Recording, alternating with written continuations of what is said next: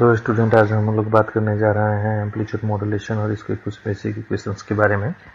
इस वीडियो में हम लोग बात करेंगे इसके बेसिक इंट्रोडक्शन के बारे में, इसके इक्वेशन के बारे में, बैंडविड्थ, मॉड्यूलेशन इंडेक्स, पावर और इसके कुछ लिमिटेशंस के बारे में हम लोग बात कर लेते हैं। Amplitude modulation is the process of varying amplitude of the high frequency carrier signal in accordance with the low frequency message signal। जो हमारा एम्पलीट्यूड मॉड्यूलेशन है वो क्या है, तो कैरियर सिग्नल का जो एम्पलीट्यूड है उसको अगर हम वैरिंग करेंगे मैसेज सिग्नल के एम्पलीट्यूड के अकॉर्डिंग तो उसको हम बोलते हैं एम्पलीट्यूड मॉड्यूलेशन। फिगर से हम लोग देख सकते हैं कि एक हमारा मैसेज सिग्नल हो गया जिसका एम्पलीट्यूड हमने AM लिया है, और जो हमारा दूसरा सिग्नल है वो हमारा कैरियर सिग्नल है जिसका एम्पलीट्यूड AC है। जब हम अपने मैसेज सिग्नल को कैरियर सिग्नल पे सुपर इम्पोज करेंगे तो हमारा जो रिजल्ट आएगा वो हो जाएगा एम्पलीट्यूड मॉड्यूलेटेड सिग्नल। तो इस फिगर में आप लोग देख सकते हैं कि जो मॉड्यूलेटेड सिग्नल है उसकी जो मैक्सिमम एम्पलीट्यूड है वो हमारा कितना हो जाएगा AM प्लस AC, और जो मिनिमम एम्पलीट्यूड है वो हो जाएगा हमारा AM माइनस AC। और ये जो इन्वेलप है इसमें हम अपना मैसेज सिग्नल को फर्दर एक्सट्रैक्ट कर सकते हैं रिसीवर इन पे। तो अब इसकी डेरिवेशंस के बारे में बात कर लेते हैं। तो सबसे पहले हम कैरियर सिग्नल को मान लेते हैं CT is equal to AC sine omega CT, और जो मैसेज सिग्नल है वो हमारा हो गया AM साइन ओमेगा MT। तो मॉड्यूलेटेड सिग्नल का इक्वेशन क्या हो जाएगा, तो हमको पता है कि इसमें हमारा एम्पलीट्यूड है वो वेरी करेगा, तो जो CMT है वो इज इक्वल टू हो जाएगा AC plus MT sine omega CT। तो इसको जब हम डिराइव करेंगे तो हमारा इक्वेशन आ जाएगा AC plus AM sign omega MT into sine omega CT। अब इसमें हम AC को कॉमन लेते हैं तो हमारा जो इक्वेशन बन जाएगा 1 plus AM divided by AC sign omega MT into sine omega CT, और AC इंटू 1 प्लस अब AM बाई AC को हम म्यू से रिप्रेजेंट कर देंगे जो हमारा मॉड्यूलेशन इंडेक्स हो जाएगा। तो ये इक्वेशन हमारा बन जाएगा AC 1 plus mu sign omega MT into sine omega CT, जहाँ पे जो हमारा म्यू इज इक्वल टू क्या है AM बाई AC, जिसको हम मॉड्यूलेशन इंडेक्स भी कहते हैं। तो अभी इस इक्वेशन को फर्दर और डिराइव करेंगे तो ये हमारा हो जाएगा CMT is equal to AC sine omega CT plus mu AC sign omega MT into sine omega CT। अब AC sine omega CT plus mu AC by 2 sine omega MT into sine omega CT को हम लिख सकते हैं cos omega C minus omega MT minus cos omega C plus omega MT। तो ये equation हमारा हो जाएगा AC sine omega CT plus mu AC by 2 cos omega C minus omega MT minus cos omega C plus omega MT। और जो हमारी final equation हो जाएगी वो हो जाएगी हमारे AC sine omega CT plus mu AC by 2 cos omega C minus omega MT minus mu AC divided by 2 cos omega C plus omega MT। तो ये जो इक्वेशन हो गई वो हमारी फाइनल इक्वेशन हो गई। अब हम अगर ओमेगा को फर्दर डिस्टिंग्विश करेंगे तो हमारा जो इक्वेशन आ जाएगा वो हो जाएगा CMT is equal to AC sine 2 pi FCT plus mu AC by 2 cos 2 pi FC minus FM into T minus mu AC by 2 cos 2 pi FM plus FC into T, जो हमारा required equation हो गया amplitude modulated signal का। अब इस equation में हम क्या देख सकते हैं कि हमारे टोटल 3 टर्म आ रही है, जिसमें एक में हमारा ओमेगा C हो गया, दूसरे में हमारा omega C plus omega M हो गया, और तीसरा जो हमारा है फ्रीक्वेंसी वो हमारा हो जाएगा omega C minus omega M। तो इक्वेशन में हम देख सकते हैं कि जो हमारा इक्वेशन है उसमें क्या है, तो टोटल 3 फ्रीक्वेंसीज आ रही है, जो F1 F2 और F3 हम जिसको मान लेते हैं। तो जो हमारा FM है वो किससे रिलेटेड है, वो हमारा ओमेगा C से रिलेटेड हो जाएगा। F2 जो है वो हमारा omega C plus omega M, और F3 जो है हमारा वो omega C minus omega M से रिलेटेड हो जाएगा। तो हम इसको ऐसे भी लिख सकते हैं, जो हमारा F1 है वो क्या हो जाएगा, FC हो जाएगा। F2 है उसको हम FC प्लस FM लिख सकते हैं, और जो हमारा F3 है उसको हम FC माइनस FM लिख सकते हैं, जहाँ पे FC हमारा कैरियर वेव फ्रीक्वेंसी है और FC प्लस FM जो हमारा अपर साइड बैंड फ्रीक्वेंसी हो जाएगा। ऐसे ही FC माइनस FM जो हमारा है वो लोअर साइड बैंड फ्रीक्वेंसी हो जाएगा। जैसे FM जो है वो हमारा हो जाएगा मॉड्यूलेटेड सिग्नल फ्रीक्वेंसी। जनरली क्या होता है, जो हमारा FC होता है वो FM से बहुत हाई होता है, ग्रेटर देन है। तो इस फिगर में हम देख सकते हैं कि जो हमारी स्पेक्ट्रम है वो क्या हो गई, एक जो FC हो गई जो हमारी कैरियर वेव फ्रीक्वेंसी है, और FC प्लस FM हो गई वो हमारी अपर साइड बैंड है। ऐसे ही जो लोअर साइड बैंड है वो FC माइनस FM हो गई। तो ये हो गई हमारा frequency spectrum of amplitude modulated wave. अब इसकी बैंडविड्थ की बात कर लेते हैं। तो बैंडविड्थ क्या होता है, हमारा जो अपर साइड बैंड है वो this minus lower side band. तो it is the difference between the highest to and the lowest frequency of the signal. तो बैंडविड्थ हमारा जो हो गया वो upper side band frequency minus lower side band frequency हो गई। तो इसको जब हम लिखेंगे तो अपर साइड बैंड फ्रीक्वेंसी हमारा क्या है, जो FC प्लस FM है, और जो लोअर साइड बैंड है वो हमारा FC माइनस FM है। इसकी वैल्यू जब हम यहाँ पे पुट करेंगे तो हमारा जो बैंडविड्थ हो जाएगी वो हो जाएगी हमारे ट्वाइस ऑफ FM, यानी कि जो बैंडविड्थ हो गई एम्पलीट्यूड मॉड्यूलेटेड सिग्नल की वो हो जाएगी twice the frequency of modulating signal.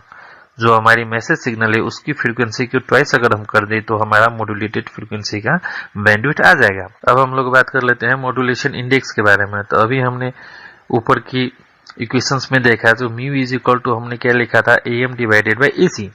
तो मॉड्यूलेशन इंडेक्स को हम कैसे डिफाइन करेंगे, modulation index is defined as the ratio of the amplitude of the modulating signal to the amplitude of the carrier wave, और इसको हम मॉड्यूलेशन डेप्थ भी बोल सकते हैं।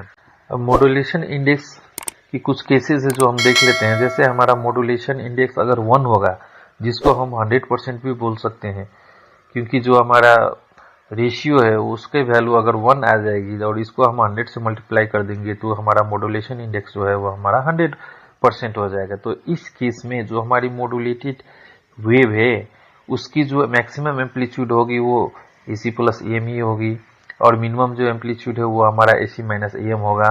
और जो हमारी मॉड्यूलेटेड वेव है उसके अंदर हमारा जो मैसेज सिग्नल वो उसको हम इजीली डिटेक्ट कर पाएंगे, यानी कि जब हम इसको डिटेक्शन करेंगे, एक्सट्रैक्ट करेंगे, तो यहाँ से हमारा जो मैसेज सिग्नल है उसको हम एक्सट्रैक्ट कर पाएंगे। अब बात कर लेते हैं इसकी दूसरी केस के बारे में। दूसरा केस क्या है, जब हमारा मॉड्यूलेशन इंडेक्स 1 से बिलो है। सपोज मान लेते हैं कि हमारा मॉड्यूलेशन इंडेक्स 0.5 है, जिसको हम अगर परसेंटेज में बात करें तो हमारा 50% हो जाएगा। तो उस केस में क्या होगा, जो हमारी जो मॉड्यूलेटेड वेव होगी वो अंडर मॉड्यूलेटेड वेव हो जाएगी, जिसे हम फिगर में भी देख सकते हैं। जो हमारा मॉड्यूलेटेड वेव है वो हमारे अंडर मॉड्यूलेटेड वेव हो गई, क्योंकि इसकी जो मिनिमम एम्पलीट्यूड है वो बहुत ही कम हो रही है। अब बात कर लेते हैं इसकी तीसरी केस के बारे में। तो जब हमारे मॉड्यूलेशन इंडेक्स का वैल्यू जब हम ग्रेटर देन 1 लेंगे, सपोज हमने इसमें 1.5 ले लिया, तो ये हमारा कितना हो जाएगा, 150% हो जाएगा। तो उस केस में हमारा जो मॉड्यूलेटेड वेव है वो क्या हो जाएगा, ओवर मॉड्यूलेटेड वेव हो जाएगा। तो इस फिगर में देख सकते हैं जो हमारी सर्टेन वैल्यू के बाद में जो हमारा मॉड्यूलेटेड वेव है उसका फेज रिवर्सल हो रहा है 180 डिग्री से। और इस केस में क्या होगा, जब जब हम इसके मॉड्यूलेशन इंडेक्स को इंक्रीज करते जाएंगे 100% से ऊपर, जब हम इसके मॉड्यूलेशन इंडेक्स को इंक्रीज करते जाएंगे तो जो हमारी कैरियर है वो 180 डिग्री फेज रिवर्सल हो जाएगी, जिसका कारण क्या होगा जाएगा कि इसमें कुछ एडिशनल साइड बैंड्स प्रेजेंट हो जाएंगे, और जो हमारी मॉड्यूलेटेड वेव है वो क्या हो जाएगी, डिस्टोर्टेड हो जाएगी। तो इसके कारण से क्या होगा कि ओवर मॉड्यूलेटेड वेव क्या कॉज करेगा, तो ये इंटरफेरेंस कॉज करेगा, और जिसको हम एलिमिनेट नहीं कर पाएंगे। तो इसलिए ये कंडीशन हमारा लागू नहीं होगा। अब बात कर लेते हैं हम इसकी पावर के बारे में। तो हमने ऊपर जब डेरिवेशन किया था तो उसमें हमने देखा था कि हमारा जो मॉड्यूलेटेड सिग्नल का इक्वेशन है वो हमारा AC sin 2 pi FCT plus mu AC/2 into cos 2 pi F C minus F M T minus mu A C by 2 cos 2 pi F C plus F M T था, जिसमें हमारा जो amplitude है तो original carrier wave का जो amplitude है वो AC हो गया। वैसे ही अपर साइड बैंड की जो एम्पलीट्यूड है वो म्यू AC बाई 2 हो गई और लोअर साइड बैंड की भी म्यू AC बाई 2 हो गई। तो हमको क्या पता है, जब हमारा पावर रेडिएटेड होता है कि स्क्वायर ऑफ एम्पलीट्यूड का प्रोपोर्शन होता है, यानी कि जो पावर है वो एम्पलीट्यूड का स्क्वायर प्रोपोर्शन होगा। कैरियर पावर है वो कितना हो जाएगा, तो PC directly proportional to AC whole square के AC होल स्क्वायर। ऐसे ही अपर बैंड और लोअर बैंड की जो अब हम पावर की बात करेंगे तो इसकी वैल्यू हो जाएगी K into mu AC by 2 की होल स्क्वायर। तो हमारा जो टोटल पावर है वो कितना हो जाएगा, तो टोटल पावर हमारा हो जाएगा PC plus PUSB plus PLSB, यानी कि जो हमारा कैरियर का पावर है वो प्लस हमारे अपर side band plus lower side band की जो पावर है वो सारे को अगर हम ऐड कर देंगे तो हमारी टोटल पावर आ जाएगी। तो अब इसमें हमने इसकी वैल्यू पुट कर ली तो हमारा इक्वेशन आ जाएगा K AC square plus K mu AC by 2 whole square plus K mu AC by 2 को होल स्क्वायर। सो ये इसको जब हम फर्दर हम कैलकुलेट करेंगे तो हमारा फाइनल जो पावर है वो आ जाएगा PC 1 plus mu square by 2, जो हमारी पावर की इक्वेशन है। अगर इसमें हमने म्यू की वैल्यू 1 रख दी, यानी कि जो मॉड्यूलेशन इंडेक्स है उसको वैल्यू अगर हम 1 रखेंगे तो हमारा PT इज इक्वल टू क्या हो जाएगा 1.5 इंटू PC। इसको हम ये भी बोल सकते हैं कि हमारी जो टोटल पावर है वो 100% मॉड्यूलेशन के केस में कैरियर पावर की 1.5 टाइम्स हो जाएगी। तो इसमें हमने देख लिया power of amplitude modulated signal. अब हम इसकी इफिशिएंसी की बात कर लेते हैं। तो जो हमारा एम्पलीट्यूड मॉड्यूलेटेड सिग्नल का इफिशिएंसी है तो वो क्या हो जाएगा कि useful power divided by total transmitted power. तो यूजफुल पावर हमारी कितनी है, तो यूजफुल पावर हम बोलेंगे PC into mu square by 2, ये हमारी हो गई यूजफुल पावर। और जो हमारी टोटल ट्रांसमिटेड पावर है उसको हम लिख सकते हैं PC plus 1 plus PC into 1 plus mu square by 2। तो इफिशियंसी जो हमारी हो जाएगी वो हो जाएगी mu square divided by 2 plus mu square.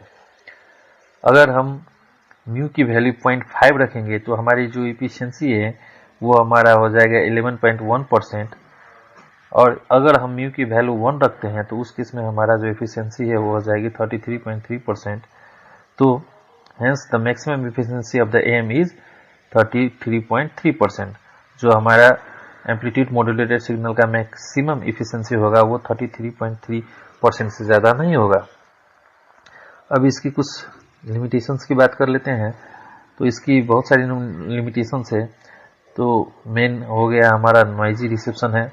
जो हमारा एम्पलीट्यूड मॉड्यूलेशन होगा उसको हम जब रिसीवर इन पे रिसीव करेंगे तो हमारा जो रिसीव्ड सिग्नल होगा वो थोड़ा नॉइजी होगा। इसकी इफिशिएंसी हमने जब अभी देखी कि इसकी लो इफिशिएंसी होती है। स्मॉल ऑपरेटिंग रेंज है, जो हमारा इसका ऑपरेटिंग फ्रीक्वेंसी रेंज है वो बहुत ही छोटा है। और लैक ऑफ ऑडियो क्वालिटी, जो हमारी इसमें ऑडियो क्वालिटी आती है वो भी उतनी अच्छी नहीं होती है। जैसे आप लोगों ने नोटिस किया होगा जब रेडियो सुनते हैं तो जो हमारा एम्पलीट्यूड मॉड्यूलेटेड सिग्नल वाला जो रेडियो सुनते हैं तो वो हमेशा उसमें हमारा जो आउटपुट होता है उसका वो नॉइजी ही रहता है और उतनी क्लियर वॉइस नहीं आती है। जबकि हम जब FM सुनते हैं तो उसकी वॉइस क्वालिटी बहुत ही अच्छी है और बहुत ही क्लियर वॉइस क्वालिटी होती है। तो इस वीडियो में हमने ये सब बात कर ली, बेसिक एम्पलीट्यूड मॉड्यूलेशन के बारे में कुछ बेसिक बातें की। अभी तक आप लोगों ने हमारे चैनल को लाइक शेयर सब्सक्राइब नहीं किया है तो हमारे वीडियोस को लाइक करिए, शेयर करिए, चैनल को सब्सक्राइब करिए और जो बेल आइकन है उसको हिट कर दीजिए। अभी के लिए इस वीडियो में इतना ही, धन्यवाद।